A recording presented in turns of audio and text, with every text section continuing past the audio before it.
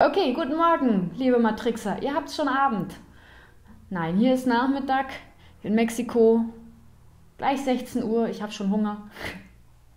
Und heute geht es um das spannende Thema freier Wille. Haben wir denn einen freien Willen und wenn ja, wie viel davon?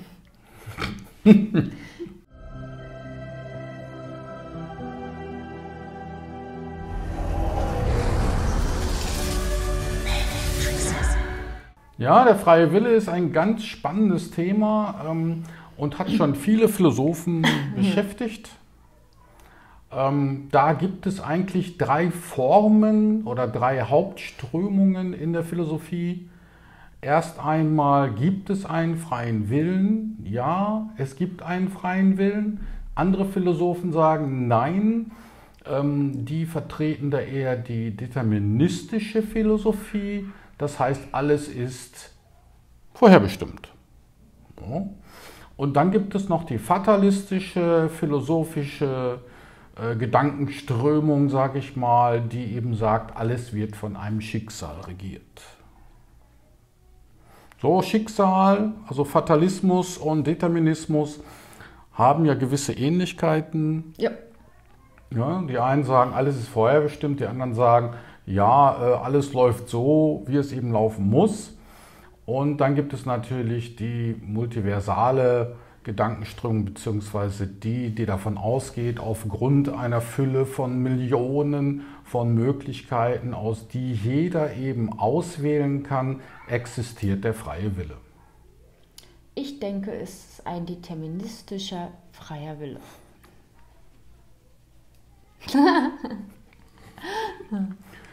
So wie Jung Pueblo sagte mal zu einem Engel, du sag mal, ist alles freier Wille oder ist es doch Schicksal? Und da sagte der Engel, beides. Ganz genau, Warum sagte der Engel beides? weil es beides ist. Ja, okay, Du willst es konkret? ja, Willst du es konkret? ich will es konkret haben. Du willst es konkret. Okay. Meiner Ansicht nach ist es so, dass wir ja viele Realitäten haben. Und man hat ja auch immer die Entscheidung, eine Entscheidung zu treffen, den freien Willen, eine Entscheidung zu treffen. Die Realitäten, die sind alle deterministisch. Aber man hat den Willen oder den freien Willen zu entscheiden, in welche Realität man dann immer geht. Achso, du meinst also, sagen wir mal, es gibt 100 Bahnhöfe. Genau. Und wenn du einen dieser Bahnhöfe auswählst und dann in einen Zug steigst, hast du den Zug ausgewählt. Aber wenn du erstmal auf dem Zug sitzt, musst du auch erstmal fahren. Genau. Oder wenn wir schon bei Bahnhöfen sind und ich bin der Lokführer und die Gleise zweigt sich ab, dann habe ich ja die Entscheidung, fahre ich jetzt nach Rostock oder nach Berlin, wenn ich Lokführer bin. Und wenn ich natürlich mich für Rostock entscheide, komme ich nicht nach Berlin. Ende der Geschichte. Aber ich lande in Rostock. Deterministisch, aber freier Wille, Rostock. Also ist der freie Wille so etwas wie die Bahngleise. Ja, Wenn du dich erstmal dafür entschieden hast, in einen Zug zu steigen, dann musst du diesen Gleisen erstmal folgen, so lange bis du angekommen bist. nicht ganz. Man kann ja zwischendurch sagen, nee, ich steige jetzt aus oder springe aus der Tür und gehe zu Fuß nach Berlin. Geht immer. Ne, ich glaube, du hast das mit der Analogie jetzt irgendwie ein bisschen vermischt. Nein, das würde ich nie tun. Ja, also wie sehe ich das? Also ich sehe das so, dass wir alle einen aktiven und einen passiven Willen haben. Ja, aus höherer Sicht ganz, ja. Aus höherer Sicht, ne, von oben gesehen. Der aktive Wille sagt vielleicht, oh toll, da ist ein Baum, da kletter ich jetzt hoch. Und du kletterst den Baum hoch, um eine bessere Aussicht zu haben. Und dann plötzlich fällst du vom Baum runter und brichst dir ein Bein. Das war dann der passive Wille. Das heißt, ursprünglich bist du aus der Perspektive des passiven Willens nur auf den Baum geklettert, um herunterzufallen und dir ein Bein zu brechen. Dein aktiver Wille, der dir eben bewusst war in dem Moment, lautete eben, ja, ich möchte gern auf den Baum klettern. Also man unterscheidet hier schon zwischen Alltagsselbstwille und höheres Selbstwille. Ja, so ist es. So kann man das sehen. Darum passiver Wille und aktiver Wille. Und der aktive Wille ist eben unser normaler Alltagswille oder unser Wünschen, was wir gerne wollen. Klar, man kann ja auch jetzt darüber entscheiden, ob man jetzt was essen geht oder erst morgen. Ja. Morgen ist eine ganz schlechte Idee. Oder ob man jetzt losgeht oder in einer Stunde. Oder ob man zu einer Party geht oder nicht zur Party geht. Das kann man ja schon entscheiden, wenn man möchte. Aber die natürlich den Determinismus verteidigen, die sagen natürlich, egal was du dir im Kopf vornimmst, du gehst dann zur Party, wann es dir bestimmt ist, zur Party zu gehen. Ja, ich meine, da passen jetzt auch irgendwie ganz gut die Déjà-vus rein. Weil da hat man ja schon das Gefühl, verdammt, das habe ich schon mal erlebt. Wieso erlebe ich genau das Gleiche nochmal? Also, oder diese Zukunftsflashs, die man haben und die dann immer eintreten. Da denkt man sich ja schon, also, ich stehe jetzt hier. Da ist mein Zukunftsflash. Und nach 3 Stunden stehe ich da und dann passiert das wirklich. Also ist es jetzt deterministisch? Ja, das ist natürlich ein Argument für die den Determinismus vertreten, die sagen, ja, alles ist vorher bestimmt und aus dem Grund wirst du eben auch letztendlich da landen, wo es dir bestimmt war zu landen. Aber aus höherer Perspektive gesehen ist es zwar bestimmt für dich, aber du hast es ja selbst entschieden. Aus der Sicht des höheren Selbstes, dass du ja selber bist, hast du das ja entschieden, diesen Weg zu gehen. Also ist es ja wieder freier Wille. Und ich glaube, je weiter das Bewusstsein ist und je mehr oder näher man dem höheren Selbst kommt oder je weiter man dem erweiterten Selbst kommt, desto mehr wirklich einen echten freien Willen hast du eben. So sehe ich das jetzt. Ja, die Fatalisten, die eben an ein Schicksal glauben, die benutzen ja gern das alte Sprichwort, der Mensch denkt und Gott lenkt. Stimmt ja irgendwo auch, ne? Ich meine, ist ja einfach so. Der Mensch denkt sich 35.000 Möglichkeiten zurecht und letztendlich entscheidet man sich doch für die Gott eben vorherbestimmt hat. Gott im Sinne des höheren Selbst. Ja, kann man so stellvertretend so sagen, ja. Also am Ende des Tages haben sie alle recht. Ja. So gesehen. So gesehen haben natürlich alle recht und auch das, was der Engel von Jung Pueblo gesagt hat, ja, beides. Ne? Also persönlich, aufgrund meiner persönlichen Traumerfahrungen, habe ich gesehen, dass wir also in der Nacht, wenn wir schlafen gehen, eben in einen Bewusstseinszustand eintreten, einen Traumzustand eintreten. Das ist eine ganz bestimmte Ebene, in der wir eben verschiedene Realitäten durchspielen. Und durch dieses Durchspielen verschiedener Realitäten erörtern wir dann auch, welche Realität mir am besten gefällt und entscheide mich dann für diese Realität. Und da wird der freie Wille ja aktiv in dem Moment. Und wenn ich dann morgens aufwache, erlebe ich eben ganz deterministisch, vorherbestimmt, welche Realität, beziehungsweise die Realität, die ich eben in meinem Traumzustand festgelegt habe. Es ist eben alles Absicht. Ja. Das höhere Selbst ist die Absicht. Er hat die Absicht, genau diesen Weg zu gehen oder genau den und den legen wir eben entweder nachts fest oder eben schon vor der Inkarnation bestimmte Hopspunkte, wie nennt man die? Fixpunkte. Also bestimmte Fixpunkte, die haben wir schon vorher festgelegt, die wir auf jeden Fall, egal was passiert, egal wofür wir uns entscheiden, dafür haben wir uns schon entschieden, bevor wir inkarniert sind. Zum Beispiel, dass wir uns treffen, ist vorbestimmt. Bestimmte Schicksalsschläge sind vorbestimmt. Schicksalsschläge, ja gut. Aber das ist ja dann halt fatalistisch, weil es ja festgelegt wurde. Von uns selbst, aber festgelegt. Darum hat auch Jung Pueblos Engel gesagt, beides. Ne? Weil im Traumzustand entscheiden wir uns für die Realität, die für uns im Alltag zu durchleben am besten ist. Oder im Sinne unserer höheren Zielsetzung. Aber ich finde das eben mit dem aktiven und passiven freien Willen schon ganz spannend, weil dann hat man ja auch schon den Wunsch, sein Bewusstsein erweitern zu wollen. Denn dann kommt man immer mehr von dem aktiven Willen in den passiven Willen, der gar nicht so passiv dann mehr ist, weil dann wird der passive Wille eigentlich irgendwann zum aktiven Willen. Wisst ihr, wie ich meine? Weil die merchen dann irgendwo ja auch. Weniger Ego, mehr Selbst. Also, weißt du, wie ich meine? Ja. Also da fällt mir zum Beispiel eine Geschichte ein von einer Freundin, die ich mal kannte, die hatte eben einen Bruder.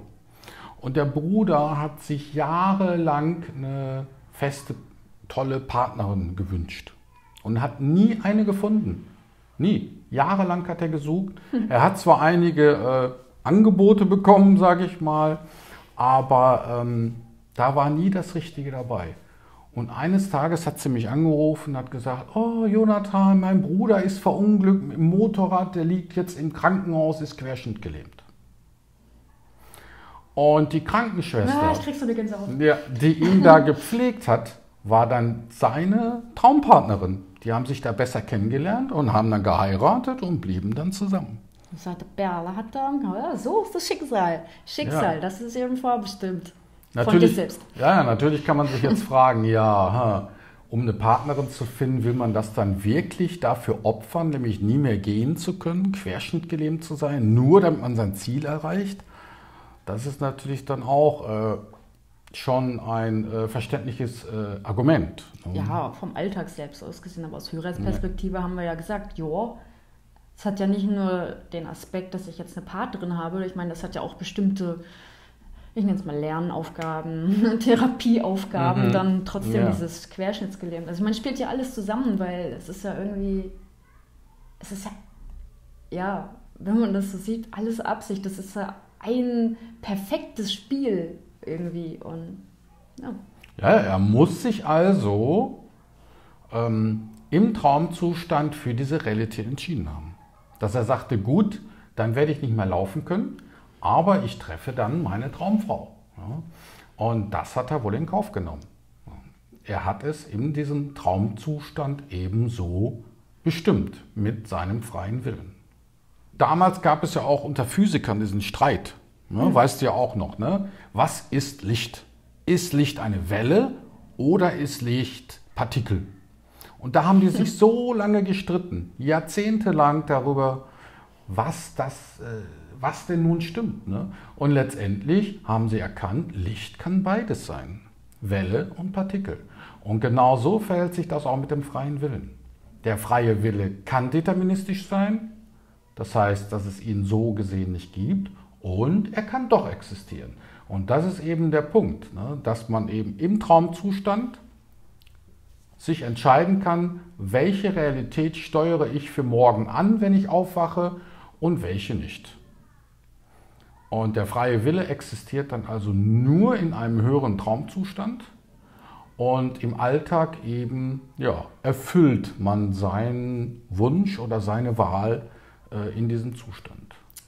In einem höheren Bewusstseinszustand habe ich mal mit einem erweiterten Selbst von mir gesprochen. Das stand hinter mir links und das hat gesagt, ihr habt viel mehr freien Willen, als ihr denkt. Ja, hat man ja auch, weil man kann ja jede Nacht eben sich neu entscheiden, was man gern möchte und was nicht. Ja. Und klar, innerhalb des Alltags wird man auch noch einen gewissen freien Willen haben. Ja. Ich würde das mal nennen, Improvisationsmöglichkeiten. Ja. Das heißt also... Mache ich so oder mache ich so. Ja, genau. Ne? Oder esse ich jetzt eine Pflaume oder eine Banane oder so. Ne? Ja. Also das ist schon klar. Ja. Und wer jetzt noch auf die Alien-Schiene will, weil mir die gerade zufällig einfällt mit den ganzen Implantaten und der Manipulation, Besetzung und sonst wie, ist ja auch immer noch freier Wille. Man hat sich ja irgendwo immer noch dafür entschieden, dass man das haben möchte oder dass man da mitspielt, etc. etc. Also auch das ist freier Wille. Auch wenn man das hier nicht bewusst mitbekommt, so im Alltag selbst, ist das ja auf höherer Ebene schon Absicht.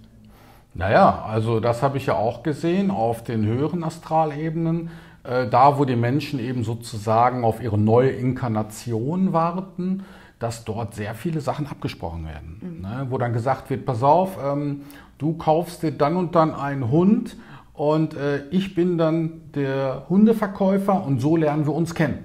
Ne? Dann und dann. Wenn du 23 bist und ich bin 28, dann treffen wir uns ziemlich genau in dem Moment. Also denk dran, kauf den Hund. Ne? Und dann lernen wir uns da kennen. Also das wird da schon alles abgesprochen, auch mit den Aliens. Ja. Ne? Diese ganzen Abductees, also die durch Aliens entführt worden sind, das wird auch vorher auf der Astralebene abgesprochen. Ne? Die dann sagen, ja, pass auf, wir möchten gerne DNA-Proben von dir haben, wenn du da in der physischen Realität inkarniert bist. Und wir holen dich dann ab und zu auf unser Raumschiff, machen ein paar Untersuchungen und bringen dich dann wieder wohlbehütet ins Bett zurück. Und als Gegenleistung checken wir gleich durch, ob du irgendwelche Krankheiten hast, und die machen wir weg. Ja, und das ist dann so ein Deal, Ja. den man dann auf der Astralebene vor seiner Inkarnation eingehen kann. Also da sieht man schon, auf höheren Ebenen wird alles abgesprochen. Einfach alles. Ja. Oft sind es dann halt bestimmte Hauptpunkte, die man abspricht. Ja. Und dann später, wenn man dann inkarniert ist, kann man zwischendurch noch auf die Traumebene gehen, wo man dann auch noch ein bisschen das Feintuning macht. Ne? Ja. Und dort eben sagt, ja, am besten gehe ich morgen diesen Weg und diesen Weg. Und da treffe ich meinen alten Schulkamerad von vor 20 Jahren, den ich immer mal wiedersehen wollte. Ja, also da kann man dann schon so kleinere Sachen auch machen. Ne? Und darum würde ich sagen, wie der Engel das gesagt hat, ne, in diesem Zitat von Jung Pueblo, beides stimmt. Ja. Oder? Ja, was ja, würdest du bin ich auch sagen? völlig der Meinung. Mhm. Also beides. Man merkt stimmt. es ja schon im Alltag auch sowieso, dass das aktiv und passiv ist. Man merkt es ja auch, also wenn man mal drauf achtet. Also. Ja, eben. Ne? Man merkt ja auch zum Beispiel, man möchte gerne irgendwie in die Stadt gehen und dann geht man aus der Haustür raus und dann fällt einem ein, Mist, hab mein Portemonnaie vergessen. Ne? Geht wieder zurück, holt sein Portemonnaie und geht wieder los. Und dann eine halbe Stunde später trifft man einen alten Kumpel in der Stadt. Hätte man das Portemonnaie nicht vergessen, hätte man sich nicht getroffen. So ist es. Also da merkt man schon, da wird schon beeinflusst. Ja? Immer vergessen, nicht vergessen, von sich selbst. Ja, von sich selbst. Also das übernimmt nicht irgendwer anders für euch. Das seid ihr selbst in diesem Traumzustand, wo ihr eben solche Verabredungen oder solche Ereignisse eben absprecht. Ne? Auch mit anderen.